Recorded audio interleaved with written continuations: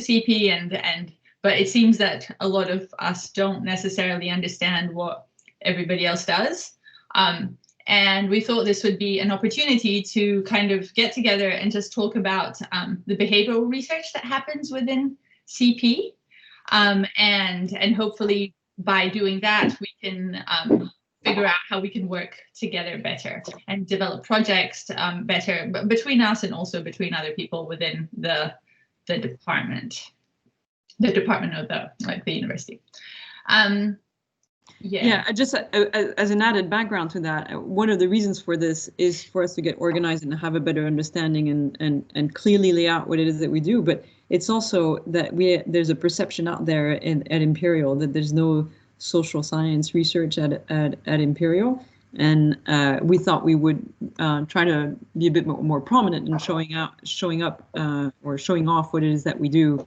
And so hence Morena wonderfully started us off trying to understand what it is that that we all do, and I think we'll see how it goes today, but if we reproduce that for also other types of social science research, so that we have after and maybe policy research, so that after all we have a good sense of what everybody does, and we're prepared to tell the rest of Imperial College, this is what we do and this is what we can bring to your grant applications, for example. Nice. Yeah. So just if you guys are munching in lunches or really in your pajamas, don't worry about it. But if you can, just turn on cameras, because it might be good to see everyone's faces, just given that this is a conversation, if you're willing to do that. Thank you.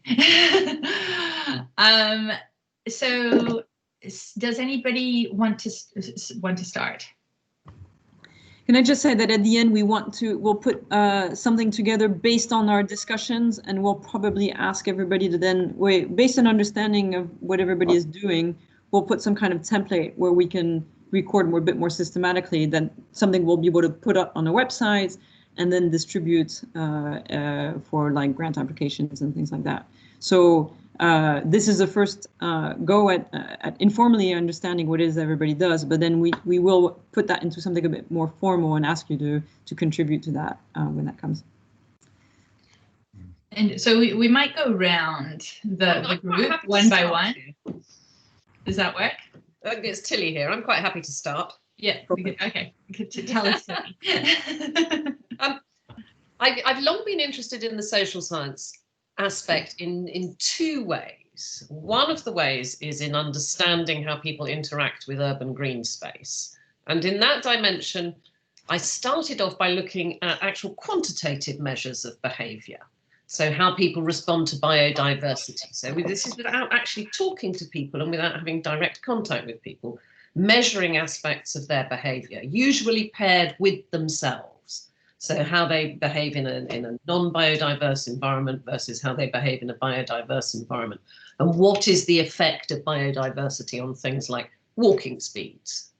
So it's social science, but it's a quantitative side of measuring behavior rather than actually getting engaged with the people. But later I've become also very interested in how we nudge. What are the nudges of behavior and how we can change people's behavior? And I've mostly addressed that in the sense of trying to understand what it is that makes people prepared to eat insects and how we can spin that. What are the triggers for being able to spin that more sustainable production of protein, and circular and sustainable? But how do we nudge people? How do we understand what it is about them that's going to lead to more sustainable diets in that way? So there are a number of projects on that, which when I one day have the time, I will work out how to get more of them published. Yanis and I have worked on one before with a fantastic student, which did very well. I teamed up a lot with ants this year, because because of the year that it was, we used surveys very much more. So self-perceived benefits of urban green space and that kind of thing. And I've been very, very grateful for Ants's input into these projects, because she knows very much more about using those surveys than I do. I kind of just send students out there and hope for the best, whereas she can actually advise them properly. But they have been mostly on the urban green space thing and understanding people's interactions in urban green space and understanding how people value urban green space. We've got a good data set that we're going to discuss tomorrow, which is specifically about how COVID has affected people's self-perceived benefits of urban green space and how it changed their use of urban green space during lockdown and post-lockdown. Very, very randomly, to jump back a tiny bit, it turns out that people are relatively insensitive to the biodiversity around them unless it's really shiny. You know, if you have lots of bright flowers, people slow down and look at them. But biodiversity per se has a very, very small effect size on people, but it has an enormous effect size on their dogs. So dogs love it, and dogs spend much, much more time in biodiverse environments, so they slow their owners down. But people by themselves, they just don't notice. Anyway, that was me. I jump in and out and have no official research role, but managed to be interested in behavioural stuff anyway. Awesome. Thank you so much, Tilly. That's super interesting. Does anybody else do elements of diet or urban green space? I do. I do diet too. Who else said yes? Richard Carmichael, I do diet as well. Okay. So do you guys want to go? Ans, do you want to start? Yeah, I might, just because sort of jumping off of what Tilly said. Yeah, so I also have an interest in green space. I also did some work with the Wildflower Wetlands Trust, which is sort of an ongoing collaboration, particularly interested in the links between green space, urban or peri-urban or rural green space, and people's health and well-being, but that ties in with their behavior as well. So not just, you know, how do people feel, but how do they behave in these spaces. And then with the diet aspect of it, I've been working with Uta Ehrman, who may or may not be here. I don't think she is. So her work, her PhD is on dietary choices and linked to how we might be able to change those dietary choices through things such as mindfulness training. So that's something I've been involved in as well. And I had some other notes. The other elements, this is kind of different to it. So I'm also interested in environmental stewardship. So reasons why people may or may not choose to act in pro-environmental ways or take part in conservation actions. And that is through mainly survey and interview research. So I guess trying to get at people's behavior through asking them about it rather than observing, like what Tilly was saying. And then something that's kind of entirely different, but which is also around behavior, is that I'm looking with Mark on at collective decision making. And so in terms of behavioral research, we're doing experiments like lab and online experiments, looking at bias and reasoning errors and quality of reasoning when groups make decisions. And that initially had to do with looking at intelligence analysis, but it also applies to policy decisions or natural resource management decisions or conservation planning. So we're really interested in looking at the behavior of groups and how and why they make mistakes or errors in their reasoning, which may lead to poor decisions and poor conservation or environmental management outcomes. So yeah. Cool. That's awesome. Thanks, Hans. Richard, is that you to go next? Yeah. Yeah, that's right. You can hear me, yeah? Yeah. So I'll just mention diet because it came up, but maybe I'll do my general thing later. So yeah, diet I've been interested in for a long time. I did my PhD at Loughborough Social Sciences on basically a diary and serial interviews with people, diary material and serial interviews with people who are in the process of becoming vegetarian or vegan or giving up some sort of animal food. So I finished that in 2002. And even before that, for my master's, I did a study of TV adverts for meat and compared them for what at the time was mostly Linda McCartney and Quorn meat replacement products. So I found that quite interesting to look at the sort of cultural artifacts and how ads work, and focusing on the social identities that they were sort of constructing. But then the PhD was, more real people and real talk, and that was a sort of really close analysis of textual material using sort of discursive psychology and rhetorical social psychology. So Mick Billig basically kind of invented that, and then didn't do much on diet for a long time. But then for the report I wrote for the CCC last year, I was very happy to go back to diet, and so now since then I've been sort of pursuing that a bit more, but more along the lines of using data and ICT and apps and that sort of thing to kind of collect better data on carbon footprinting for different producers, and then look at the possibilities for better nutritional and carbon environmental impact labeling on food, and then an app to kind of bring it all together so that you don't have just like 100 labels on products in your shopping basket. You've got a sort of a total. So I'm looking at the kind of feasibility of that happening between now and sort of March kind of time for that project. That was impact acceleration account funding. So that's the sort of diet side of what I'm doing. And do you want to tell us the other side? Yeah, basically I spread myself way too thin. So diet's one thing.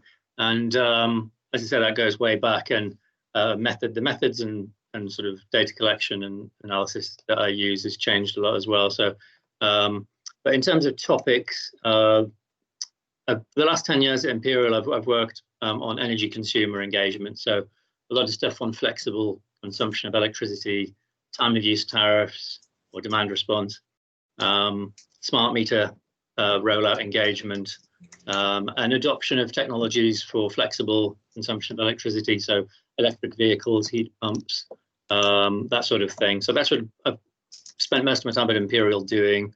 I was at the business school, then electrical engineering, then energy futures lab, now CEP. Mm-hmm. So I've been bounced around a bit.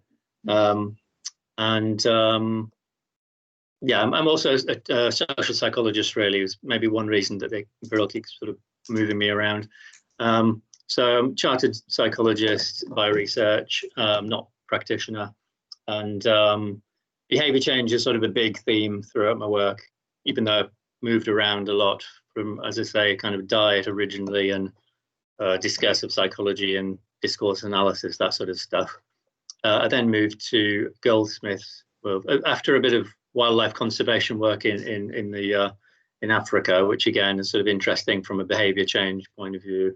I went to Goldsmiths and did stuff on technology, user experience and adoption, but that was digital gaming and that sort of stuff, and kind of barriers and drivers approaches to consumer engagement with technology. But also, interestingly, some sort of market segmentation or user segmentation, so a kind of quantitative side that I'd not really done before. And then Imperial, as I say, the last 10 years has been, I'm happy to say that it's been more focused on sustainability and consumer engagement and behavior change.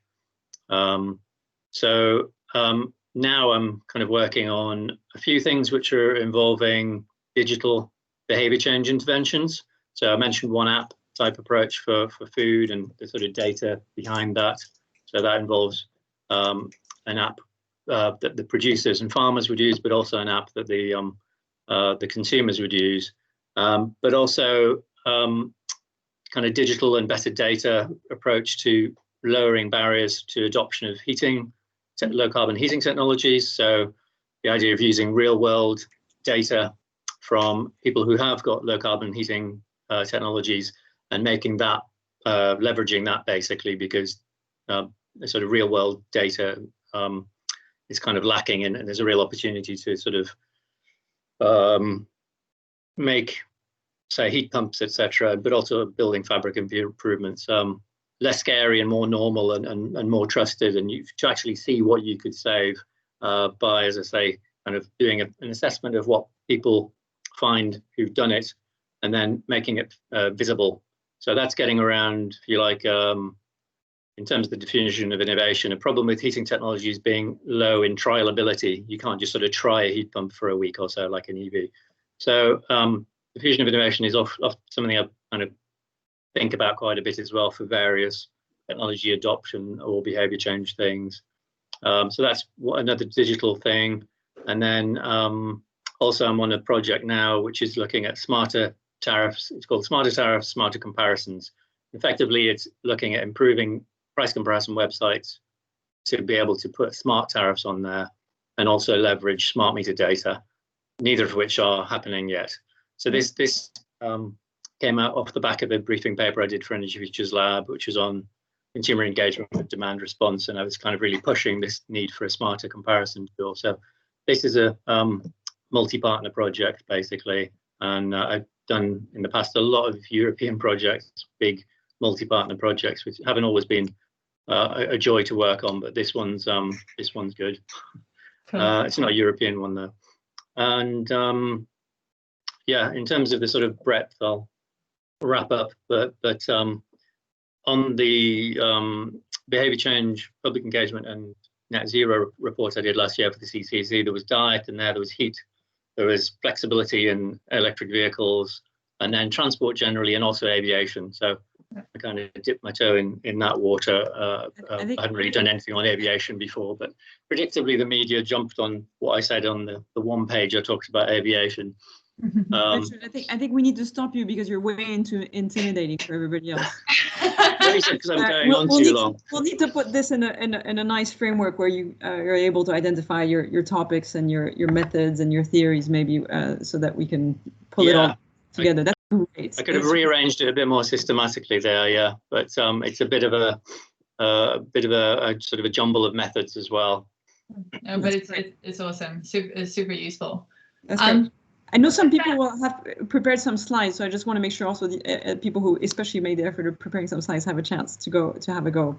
One thing I will add before I stop is there's the behaviour change, or BEEP network, behaviour change and environment and energy environment policy research network. So I'm one of the co-leaders of that, and not sure if anyone else from there is on. It's the other co-leaders are Richard Hanna, myself, Renee Van Diemen, Aruna Sivakumar, Alyssa Gilbert, and Marina Mills. So that's something that I guess you probably already know about, but it's relevant to the discussion about behaviour change in CEP, because it's within CEP.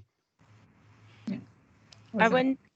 I wonder, Marina, whether it's worth me introducing my work next, because I'm kind of piggybacking on the diffusion of innovation stuff, and I happen to have a chart that describes it.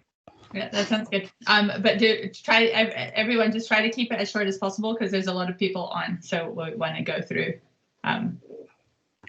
as many people as we can.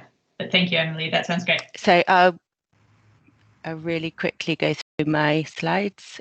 It's just two main ones. So hopefully you can see my screen. Yep. And so Marina is one of my supervisors and introduced me to, well, actually I knew of diffusion of innovation theory because WWF taught me about it. But other than that, Marina suggested that this PhD utilise the diffusion of innovation theory in its research. So Richard will be familiar with this. You don't need to read all the boxes, but essentially the part of my methodology is to use this theoretical framework, which has got a 70 or more year history, where it's been utilised to understand and predict people's adoption behaviours. And so I'm focusing specifically, the two methods I'm going to talk to you about are researching the decision-making process that people undergo and what influences that when they're considering adopting a conservation innovation or initiative, we've called it, and then also how the perceived outcomes might be important to the spread of a conservation initiative. So the first piece of research that I did utilised Bestseller Scaling as its core method in a survey that was undertaken in Madagascar, and the conservation initiative we looked at as our case study was locally managed marine areas.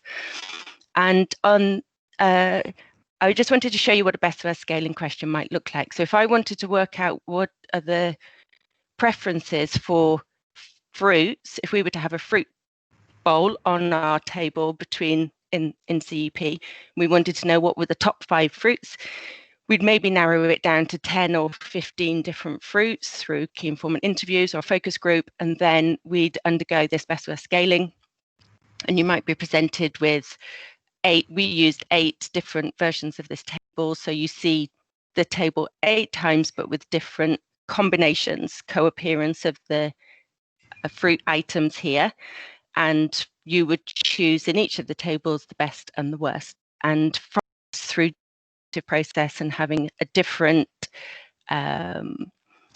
version of the combinations across the different surveys, you get this really robust scale of preferences. And so our attributes weren't fruits. Our attributes that we were testing, our choice items, were different aspects of locally managed marine areas that we might be influencing people's adoption decision. And so the graph that we have just shows you how that sits on this scale. This is just done in Excel, but it can also be, you can have regression analysis, and we use conditional logic modeling to look for the p-values for the differences in these data. Although it turns out Excel gave us a fairly good indicator. So it means that it can be applied in the NGO world really easily, which was very nice, because they're going to use Excel, they're not going to use conditional logic modeling in Starter. So you can see some really clear signals in the data from this method. And it's considered to be, you can get away with a smaller sample size than, for example, survey techniques using Likert style items, and less survey fatigue. And it's more easy for people to be clear about what you mean with these choice items is one of the advantages of this method. So the second method I just want to explain to you that I used in this survey, or we used in this survey, comes from customer satisfaction research. And so to answer the question about what did people feel about the outcomes, I wasn't really out counting fish. In fact, I didn't go out at all. A MSc student, Hope Beatty, went out into the field to do the work. So I didn't really mind what the outcomes were. What I wanted in terms of understanding the spread of the innovation was to understand what people felt about the outcomes, so how they perceived them. So I did use a series of Likert style item questions for this and combine that with the Bestseller Scaling data. So typically with Bestseller Scale, with importance performance analysis, is the method that I've used here. You'd use 2 sets of Likert questions, and you ask people on a scale of 1 to 7, how important are each of these attributes to you? And then you ask them back to back with that, how would you rate the performance of each of these attributes of the item that you're, the conservation innovation that you're asking them about? So this is used in dentistry or vet practice, or it came out of garages. That's where it was developed. So you basically just plot how important people found each attribute with how well they thought it performed. And if your results fall in this top category where it was considered highly important and performed really well, then you know you've done a good job with your service or your innovation. Whereas if it was really important, but the users considered the performance quite low, then you've identified an area for improvement. So we had a few results that came in this category of requiring improvement. In fact, I used a better, same, worse scale, like you find in medicine for patients, and some of the attributes were considered to have become worse since the adoption of this innovation, this conservation initiative, which I would have thought for the NGO would be useful information in terms of trying to make sure that essentially I'm treating these people that have used this conservation innovation as customers. And Emily, if they're not happy with it, one sentence, if they're not happy with it, and they give bad referrals to their peers, we know from diffusion theory, then your innovation is less likely to spread. Thanks so much, and thanks to all the collaborators. Thanks, Emily. Anybody else working on adoption apart from myself? I'll have one liner. Basically, I work on the spread of different resource management initiatives and why people decide to engage them, mostly using diffusion of innovation theory. What about green space? So we've covered a bit of green space. I do a bit of work on green space in terms of how it impacts physical activity and active travel.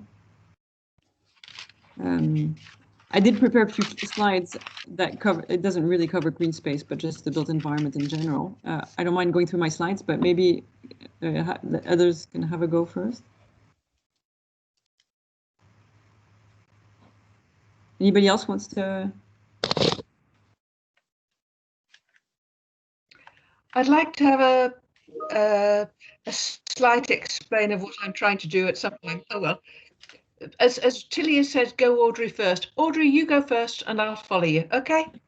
Okay, I'll share my screen. I don't remember how to do it. There you go. Okay, so a lot of my research is on travel behavior. Oops.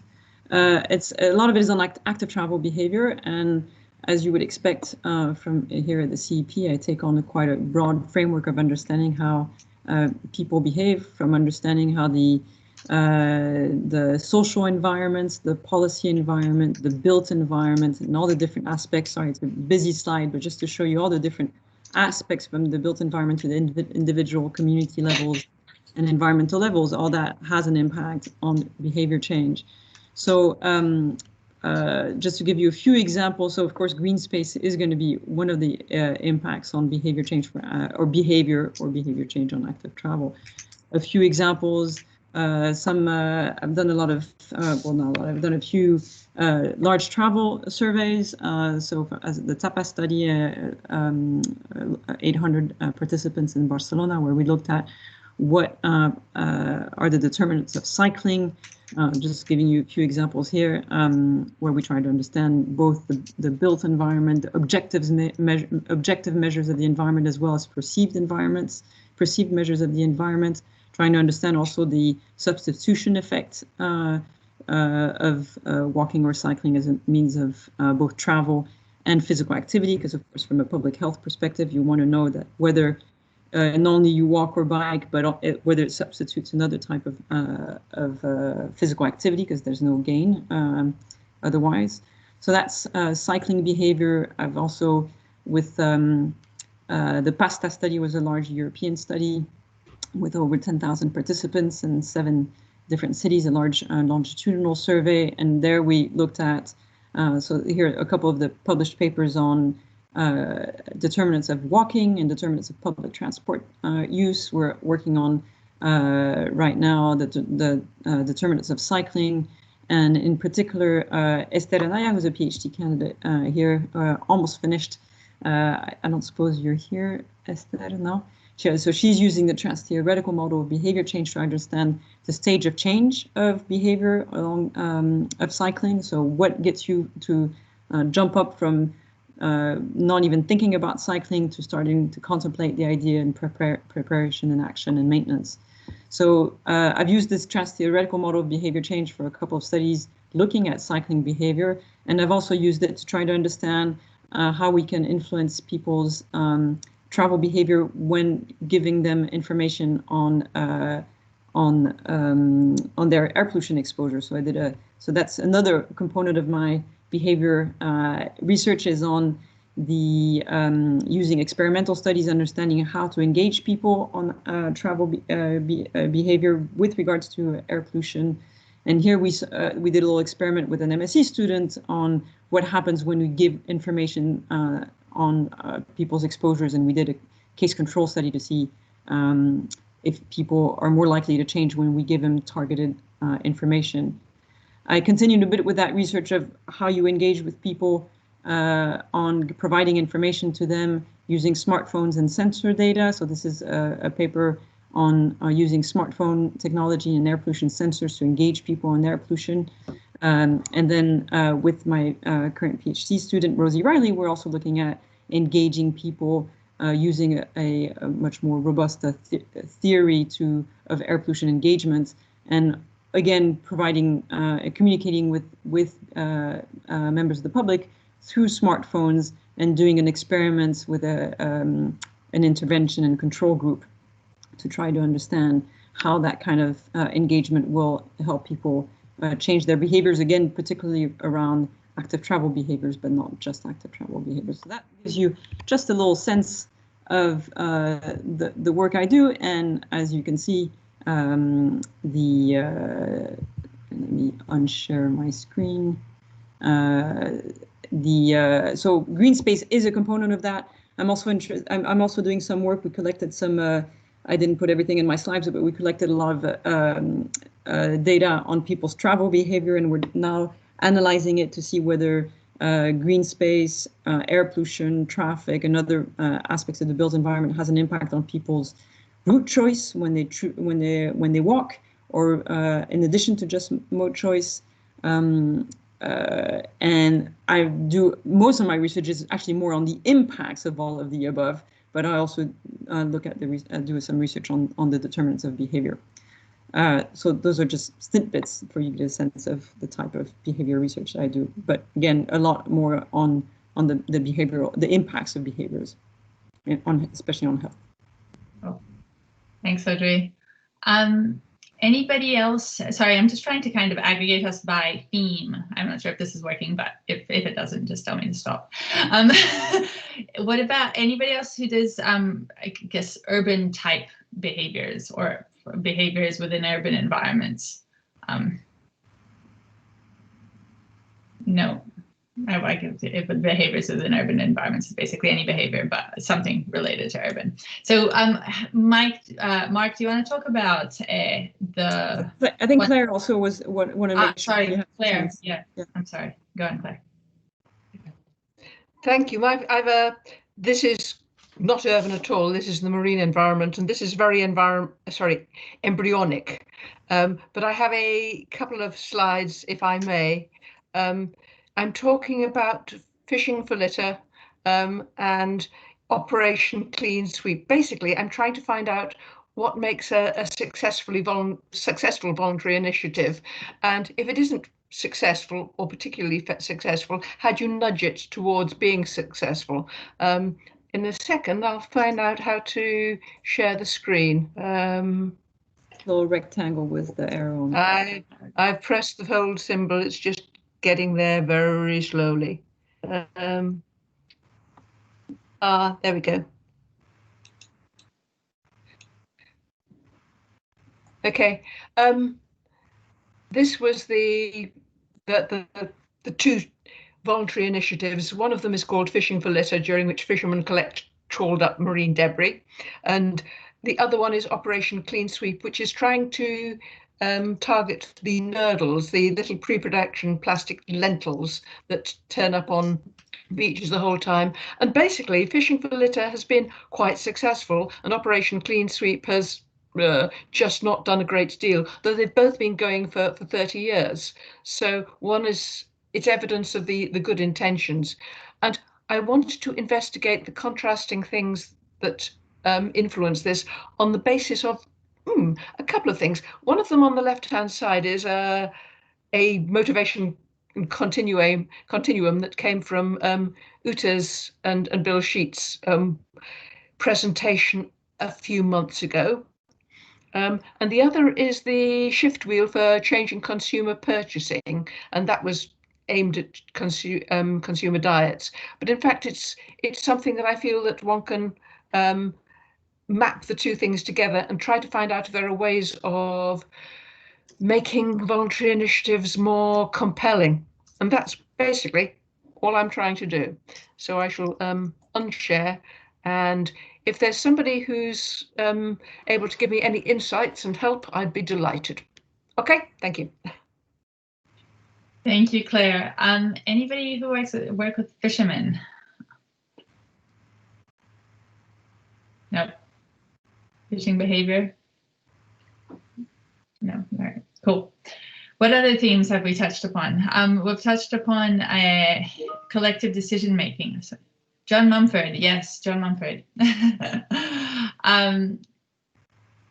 Collective decision making. Mark, do you want to say something about what you do, or has Anne's covered it?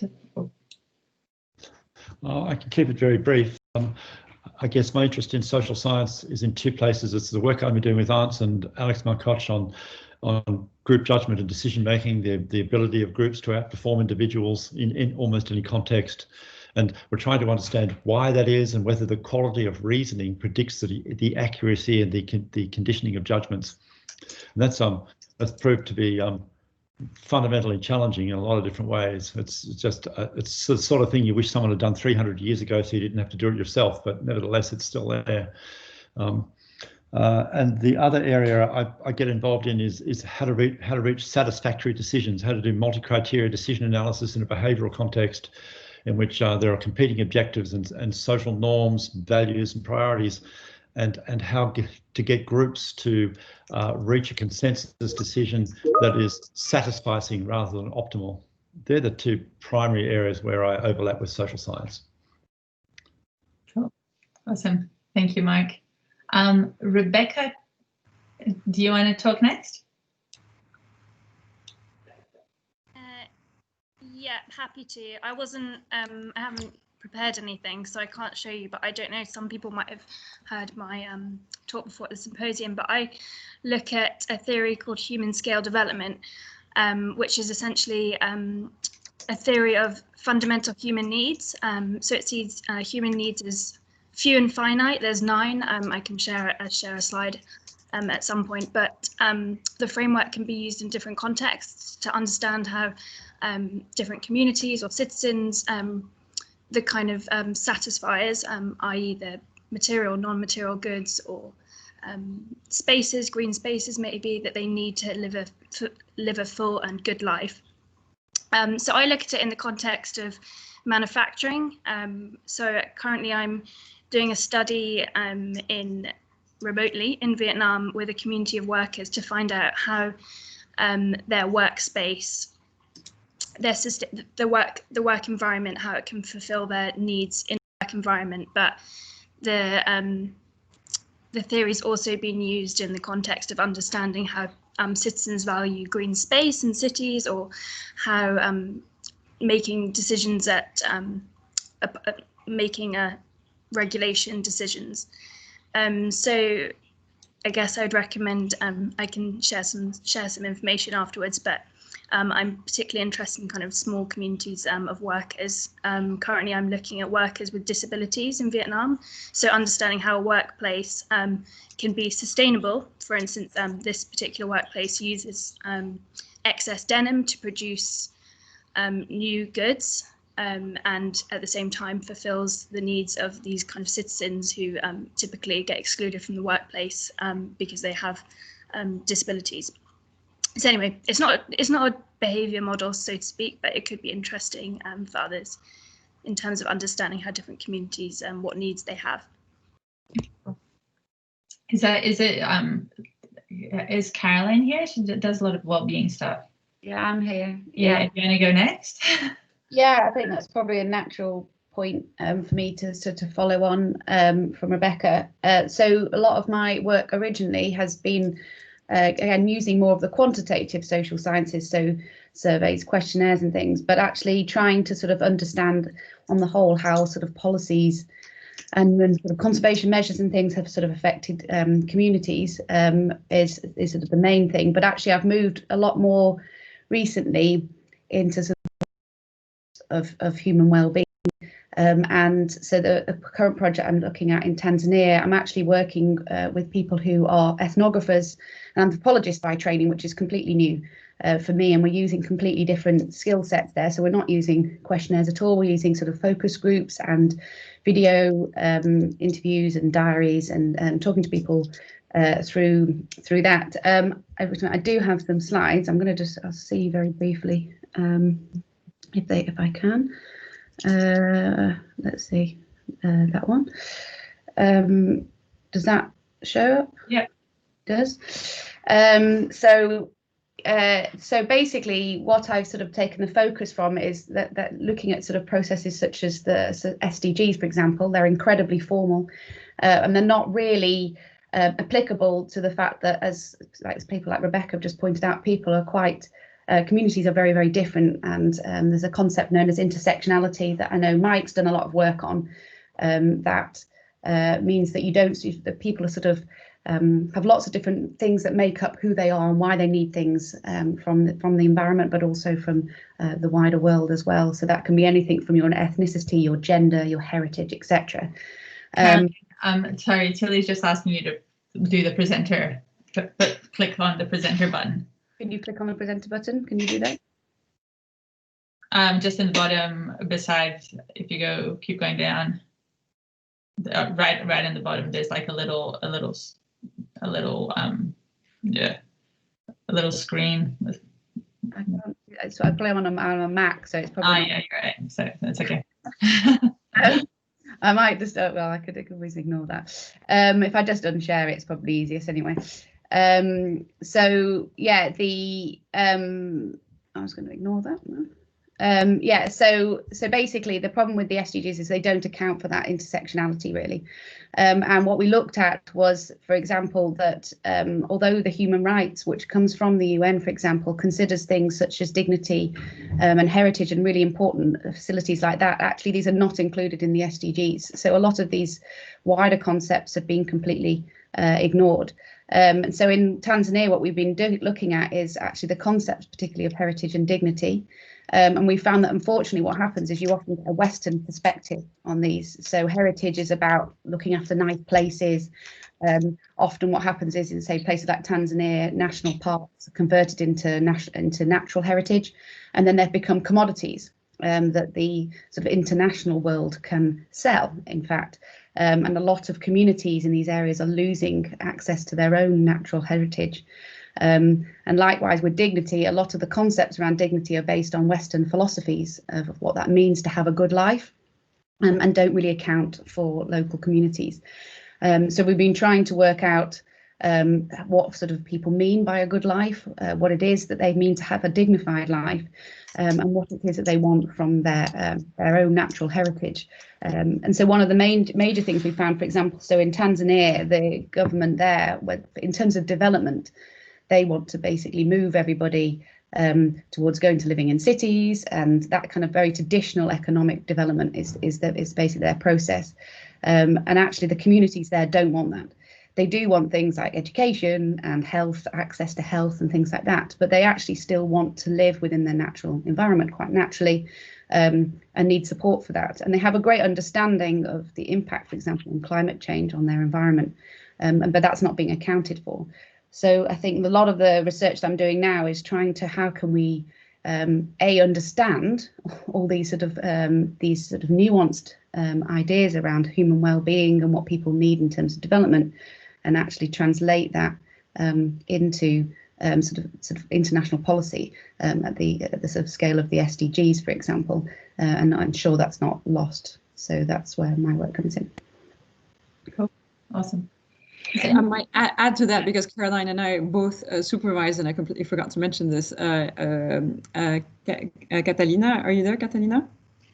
So she does also diet behavior in particular, but also more general physical activity, well-being. But diet is her main topic in terms of impacts of urban gardening.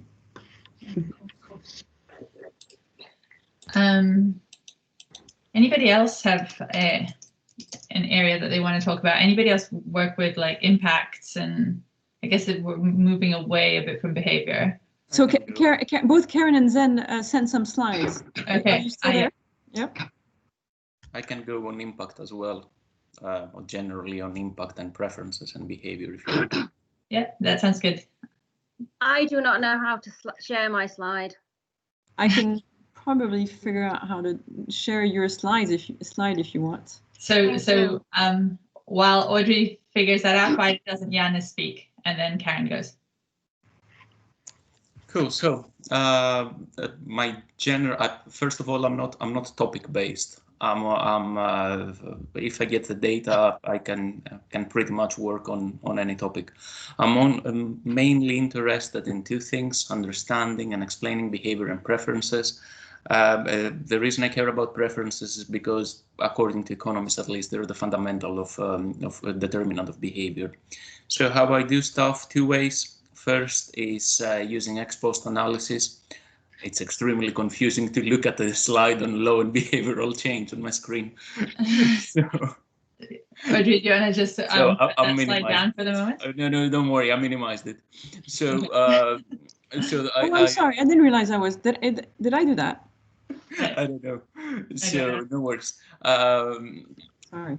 So two approaches. The first is to use ex-post analysis technique similar to what is used in program evaluation with non-experimental data literature, effectively trying to find some source of plausibly exogenous variation to explain the impact of variable X on Y. And behavior can either be X or Y, so it can be my main explanatory or my dependent variable.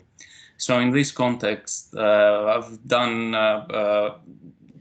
couple of things, assessing the impact of pollution exposure on aggregate office productivity, the impact of culture on tax behavior, on environmental preferences, the impact of human activity on wildfire incidents, the effect of higher education on fertility. In this context, I have sort of 3 papers going on and one trying to start, looking at the impact of political regimes on environmental and climate change concerns, the impact of higher education on behavior, and the impact of using moral suasion, ethical motivation on sort of broadly defined environmental preferences. Trying to start something on travel behavior as well, as soon as I'm done with the recordings of the lectures. The other thing, the second kind of approach is looking at stated behavior. Perhaps you can think of it as sort of ex-ante kind of analysis of behavior and preferences, effectively trying to understand how certain characteristics of environmental goods or services affect stated behavior, hypothetical behavior. Done a bunch of things on this, on resources on water-based ecosystems, and also looked at the effect of political instability on stated behavior. And yeah, that's it. Thank you. Cool. That's awesome. Thank you so much, Johannes. Karen, do you want to go next? Okay. I don't know where that slide is. I can't see it. But, it's up. Oh, all right. I take your word for it. Okay, I think it's quite axiomatic that law is a shaper and a driver of behavioural change. That's how society has structured itself. It says on the slide, the inherent nature of law is one that is made up of rules, regulations, norms, social contract, agreements, that can be soft or hard legislation, implied or explicit standards, certain nuanced or implied or explicit use of language. All these are tricks of the trade for lawyers in terms of how we nudge or govern or funnel human behaviour. And then it becomes more specialised within the context of environment. So there's a lot of layers. I think this slide summarizes a lot of the discourse you've all contributed to this lunchtime meeting. We can look at how law works. Does it work?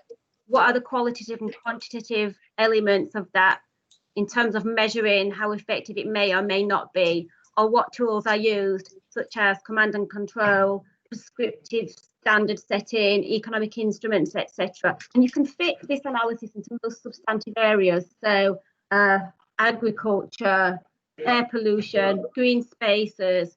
We can look at how law can be a driver for innovation and behavioural change and vice versa. We can look at how lack of legislation might drive societal change through, and an example of current times is the role of Extinction Rebellion, for example. But I thought a nice question that links everybody's work together might be one to pose within the context of the science and philosophy of law, and that is how might cultural norms and notions, whatever they might be, of what is right and wrong, drive behavioural change and identify or the best interests of the environment or its stakeholders, and who makes those decisions, what is the content for those decisions. And this links a lot of normative and culturally relative issues kind of alluded to, through some discussion already, and how scientists and policymakers might drive that agenda or influence that agenda. So that's a summary. I think a lot of what we do is definitely behavioural led all the time, and we can fit into most areas.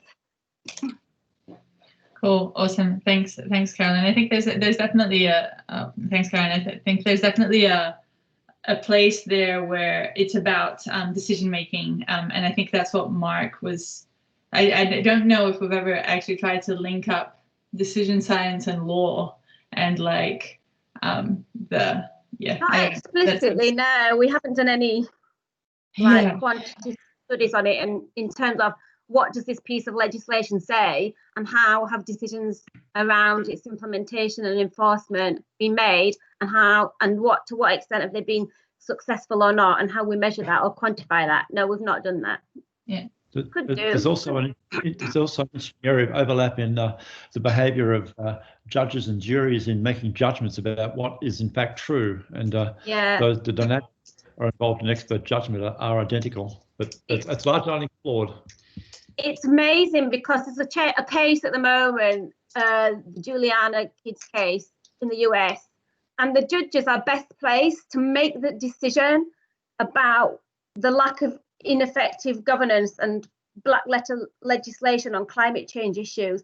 They won't do it. They're being stubborn because it's such a normative and inherently political topic that they are so best placed at the Supreme Court to say, yeah, there is a serious deficit here in terms of policy and lawmaking and behaviour and driving change and prescribing certain standards and action, and they won't do it because they're too right wing, and it's all so connected, and it's fascinating in terms of how law can or cannot and all the other social structures around it influence behavioural change.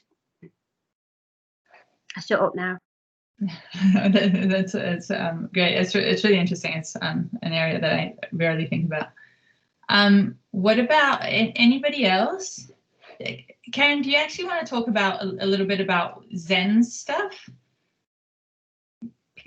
I have no idea what Zen would talk about or what is prepared. Okay, all right. Well, I'll have a look at it. Well, anybody else? Maybe I'll jump in because my work's kind of relates to the SDGs, which Caroline brought in earlier. It's been really interesting to hear what everyone's doing around behaviour. My background is more technical, and I'm also at the Grantham Institute, so doubly an imposter, but this work was done with Chiara in Chiara Cantalese and CEP. I have one slide, but it's just got words in, so I might just talk about it instead. So I'm working in an early access context, so I guess focused on SDG 7 for universal access to modern energy, and focusing primarily on electricity amongst that.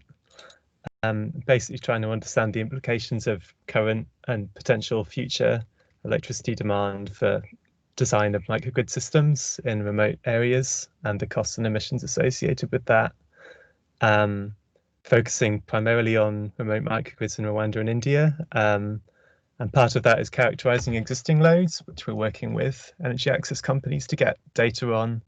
So that's both at a household level and at a productive use level, in a kind of more agricultural or more service-based setting, and also adapting an existing demand model to explore scenarios for how demand could change in the future as people have access to electricity for longer, and then going back to microgrid sizing, so using a more technical model to calculate the implications for how you might build a microgrid to begin with and how you might increase the size as demand increases into the future.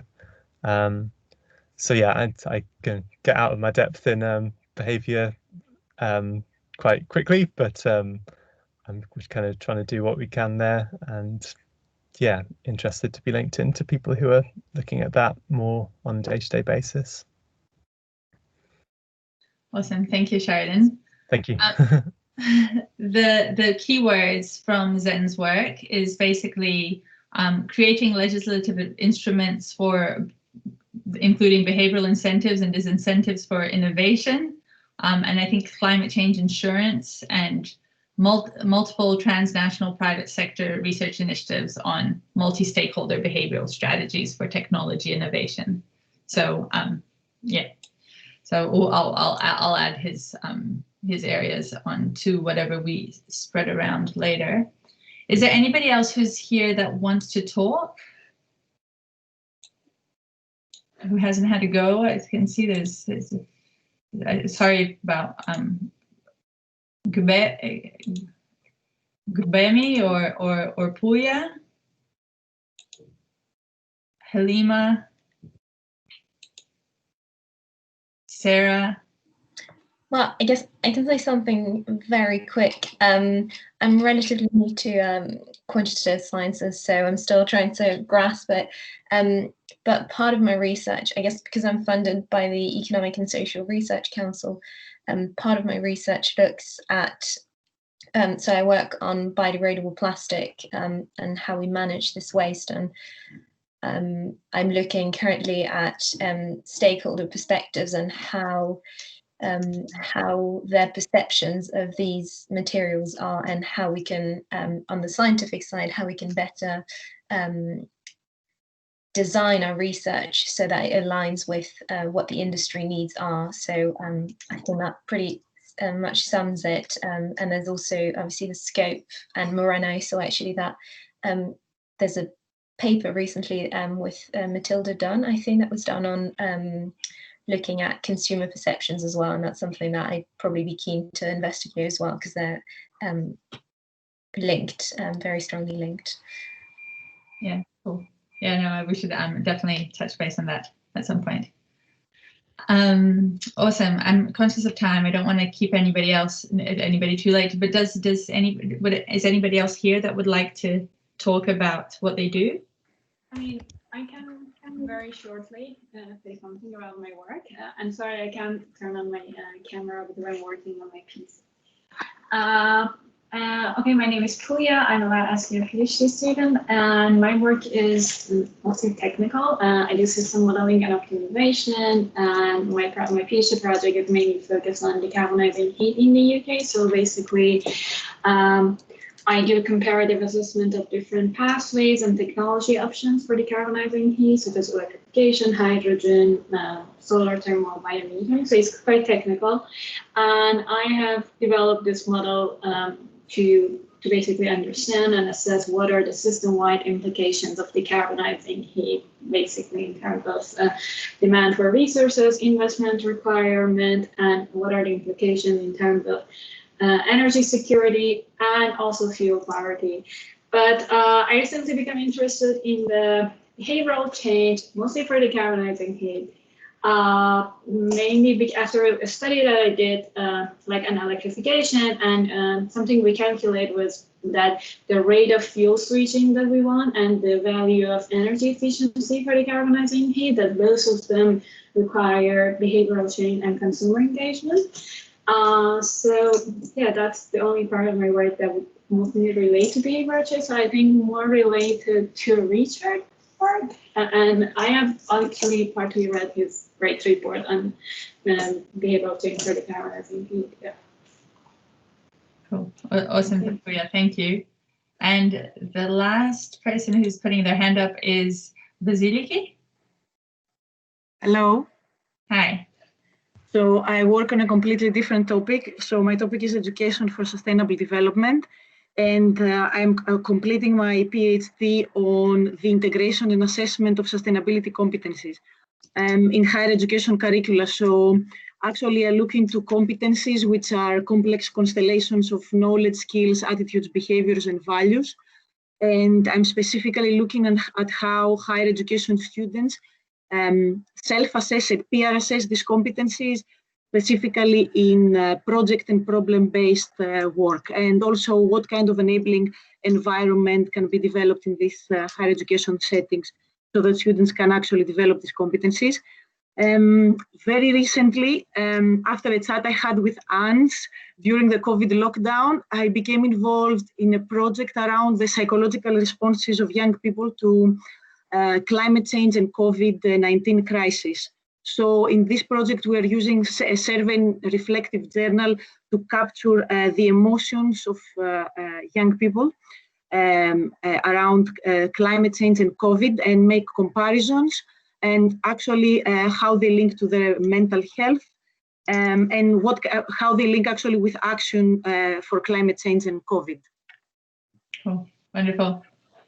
Karen, I've got a feeling that your slides are showing. You might have to shut it. It's my fault. It's my fault. Is that I have no idea how I did it. Well, there you go. Is it no, gone? it's fine. Oh, okay, it's so gone. Karen. It's gone now. It's just gone. Yeah, if that ever happens, if you guys just click on the little picture of yourself, you only get the people who are on the talk. Okay, well, thank you so much. This has been super, super, super interesting. Audrey and I will cobble up something together. To try to link us up better. I feel like there's a lot of things, a lot of overlaps that we're overlapping spaces we're working in, and we really should be talking a lot. So we'll aim to do that in the future more effectively. Yeah, Audrey? Thanks, everyone. We'll be back in touch with some kind of template where you can all enter what you work in. I suggest as entries, topics, theories, methods, and then selected papers to show some examples of what you've published on it. And I think that would do the trick. If you have any other suggestions for table entries, let us know. Yeah. Okay. Mike, want to say something? I think he was saying goodbye. I think he was saying goodbye. Okay, cool. All right. Thank you, everyone. Bye. Thanks. Bye. Bye. Bye.